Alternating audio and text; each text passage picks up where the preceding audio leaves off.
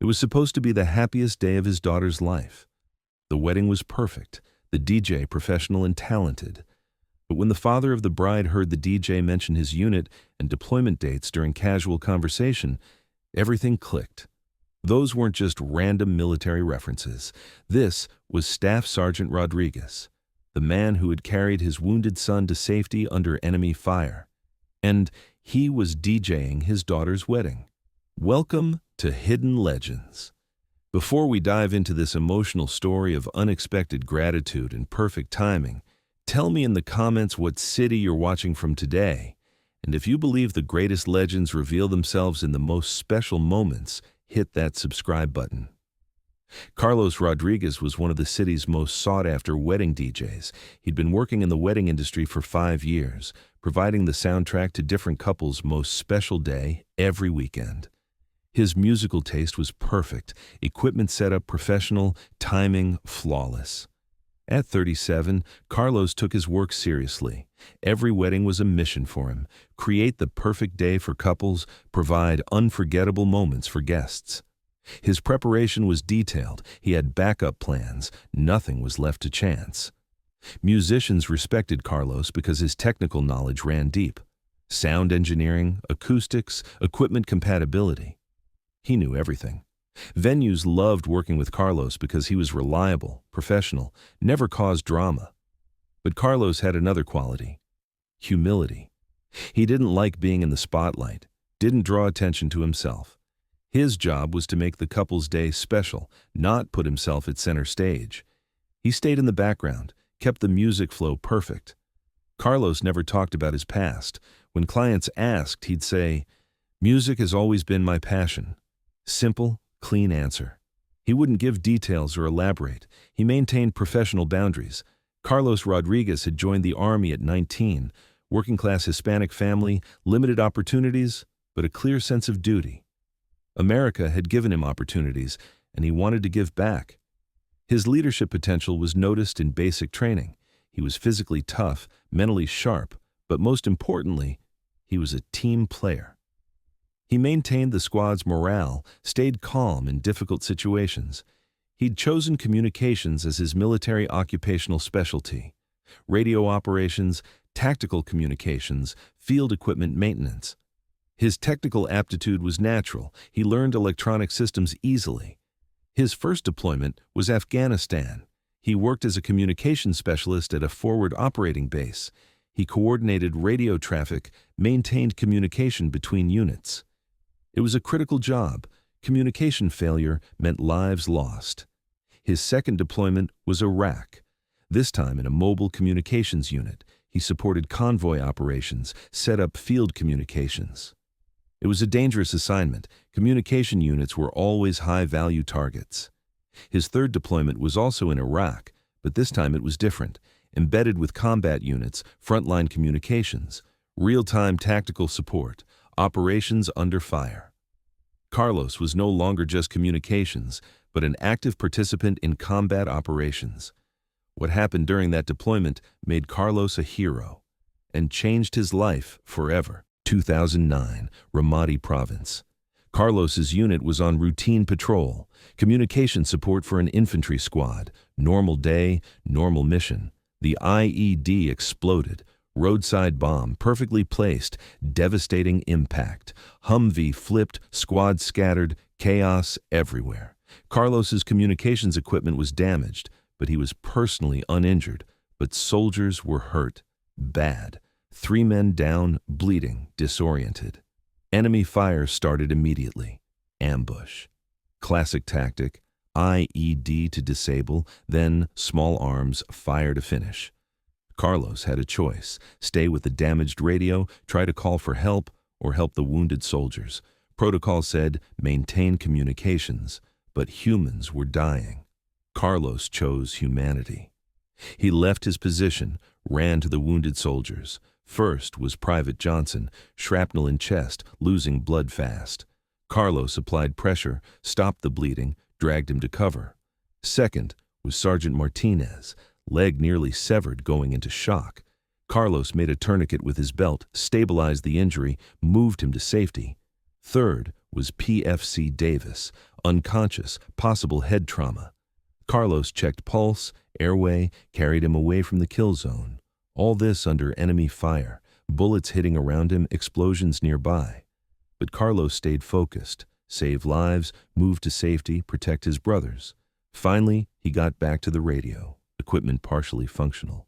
Called for medevac, provided coordinates, guided the helicopter to a safe landing zone. All 3 soldiers survived. Carlos saved 3 lives that day. Medal of Commendation, commendation letters, unit recognition. But for Carlos, it wasn't heroism, it was family.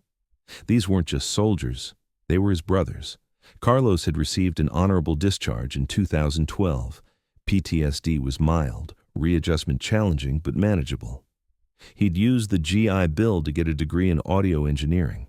His first job was as an assistant engineer at a recording studio. His technical skills transferred. There were similarities between military communications equipment and recording equipment. Signal processing, frequency management, equipment troubleshooting. But the studio environment was too isolated. Carlos missed people interaction, was looking for a team environment.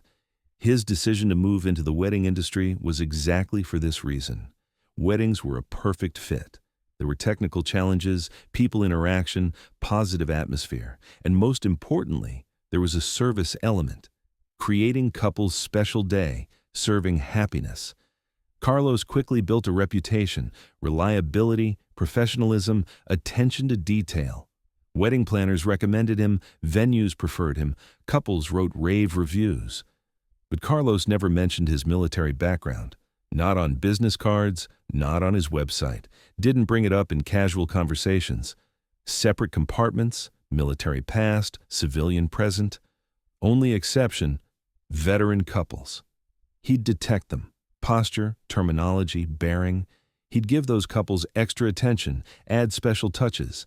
He'd incorporate military traditions if they wanted. But the general rule, keep the past private. Focus on the present, serve couples, create memories, stay in the background. Jennifer Davis and Michael Thompson's wedding was a big event. Country club venue, 200 guests, elaborate setup. Carlos had done 2 weeks of preparation. Jennifer was a beautiful bride, Michael a handsome groom. The military connection was obvious. The groom's side was filled with military uniforms. Active duty, veterans, military families. Carlos was entering familiar territory. The father of the bride, Colonel James Davis, was a retired Army officer. Distinguished career, multiple deployments, respected leader. He was emotional about his daughter. Only child, daddy's little girl. The reception had started smoothly. Cocktail hour, dinner service, speeches. Carlos was coordinating everything, seamless transitions, perfect timing. During the dinner break, Carlos was doing a routine check. Equipment status, playlist review, next segment's preparation, professional mode, focused attention. Colonel Davis approached. "Excuse me, son, you're doing an excellent job." "Thank you, sir. Happy to serve." "You said serve. Interesting word choice. Military background?" Carlos hesitated. "Yes, sir. Army, communications." "Which deployments?" "Afghanistan, Iraq, 2 tours each." Colonel Davis nodded. "Tough theaters. Which units?" 25th Infantry Division, sir. Communications support." "Time frame?" 2007 to 2012, sir." Colonel Davis paused. Something was clicking. "Wait. What's your full name?" "Carlos Rodriguez, sir." Colonel Davis went pale. "Carlos Rodriguez, Ramadi Province, Irandayarata Wanbada." Colonel Davis stepped back, hand over his heart. "Jesus Christ! Staff Sergeant Rodriguez?" Carlos was confused. "Sir, you saved my son." Silence. Music still playing, party continuing, but their world stopped. "Your son, sir? PFC Davis, Matthew Davis, March 15, 2009. IED attack Ramadi." Carlos remembered every detail, the explosion, the chaos, the wounded soldiers. PFC Davis, young kid, head trauma, unconscious. Carlos had carried him to safety. "Matthew's alive because of you," Colonel Davis whispered. "You saved his life." Tears in both men's eyes. Wedding reception continuing around them. but they existed in a bubble of memory and gratitude. He wrote letters about you, described everything, how you left your position, risked your life, carried him to safety. We tried to find you, to thank you properly. Carlos was overwhelmed. Sir, I did what anyone would do. You did what heroes do. Colonel Davis grabbed Carlos's hand. My son is alive. He's married now, has children, all because of you. And now you're here, at my daughter's wedding. This isn't coincidence. This is providence. Reception guests were starting to notice. Something was happening between the bride's father and the DJ. Energy was shifting, attention focusing. Sir, please, this is your daughter's day. I don't want to make it about what? About the man who saved my son? About the hero who's been serving our family without even knowing it? Colonel Davis took the microphone. Ladies and gentlemen, may I have your attention? The reception quieted, all eyes on the father of the bride. This is my daughter's wedding day, the most beautiful day of my life. But something extraordinary just happened. Jennifer looked confused. Michael looked concerned. Guests were curious. Our DJ tonight is Carlos Rodriguez. Some of you know him as an excellent musician, professional entertainer, but I know him as something else. Carlos was shaking his head, trying to stop this. I know him as the man who saved my son's life in Iraq. Staff Sergeant Rodriguez, decorated combat veteran, genuine American hero. Gasps, applause starting. Military guests standing at attention. 6 years ago, my son Matthew was wounded in an IED attack. This man left his safe position, risked his life, carried my boy to safety. Matthew survived because of Carlos's courage. Full applause now. Bride crying, groom saluting, military guests emotional. Carlos has been serving our family for hours tonight, making our celebration perfect. He's been serving others for years, creating memories, bringing joy. Still serving, just in a different uniform. Carlos was overwhelmed, trying to maintain composure. So before we continue this wonderful celebration, I want to do something. Carlos, would you please come here? Carlos reluctantly stepped forward. This is long overdue, but Colonel Davis pinned a medal on Carlos's shirt. From our family to yours, thank you for saving our son. Thank you for serving our country. Thank you for being here tonight. What followed was magical. Military guests surrounded Carlos, a brotherhood reunion. Stories were shared, respect exchanged, bonds renewed. Jennifer hugged Carlos. Thank you for saving my brother, and thank you for making my wedding perfect. Michael shook his hand. Honor to meet you, brother. But the most important moment, a video call. Colonel Davis called his son Matthew. Matt, guess who's DJing Jennifer's wedding? On screen, a young man, smiling, healthy, alive because of Carlos. Staff Sergeant Rodriguez?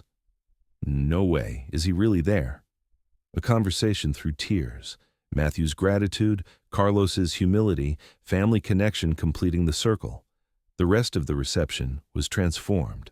Carlos was no longer just the DJ. He was an honored guest. Military traditions were added, flag ceremony, honor guard, veteran recognition. But Carlos still did his job. Music continued, dancing resumed, celebration perfect. Professional to the end. Final dance, American Soldier. Dedicated to all veterans present, especially Carlos. There wasn't a dry eye in the house. The wedding ended, but relationships began. Carlos became a family friend, regular dinner guest, uncle figure to grandchildren. 6 months later, Carlos's business exploded. Military families specifically requested him. Word spread through the veteran community. A DJ who understands service, sacrifice, brotherhood. But more than business success, Carlos found his purpose again. Not just entertaining, serving. Not just playing music, creating memories for military families who deserved celebration. Matthew visited frequently. They became close friends, a bond forged in a combat zone, strengthened in peace. Matthew worked with Carlos sometimes, learning the business, understanding that service continues. Colonel Davis always said, "That night, we thought we were getting a DJ, but we got back our hero." Because that's what hidden legends do. They don't stop serving. They just find new ways to serve. Carlos still keeps his military service quiet, but military families find him anyway, and when they do, they get more than music. They get understanding, respect, and acknowledgement of their sacrifice. So I ask you, have you ever been served by someone like Carlos? Veterans whose military background you didn't know, who you only saw as professional service providers. Share your stories in the comments. Because here at Hidden Legends, we know that the greatest heroes often remain invisible, quietly serving, humbly contributing. If this story moved you, share it, subscribe, and help these emotional journeys continue. We'll see you in the next legend, and until then, remember, your next service provider might be someone who's already served more than you know. Service never ends. It just changes uniforms.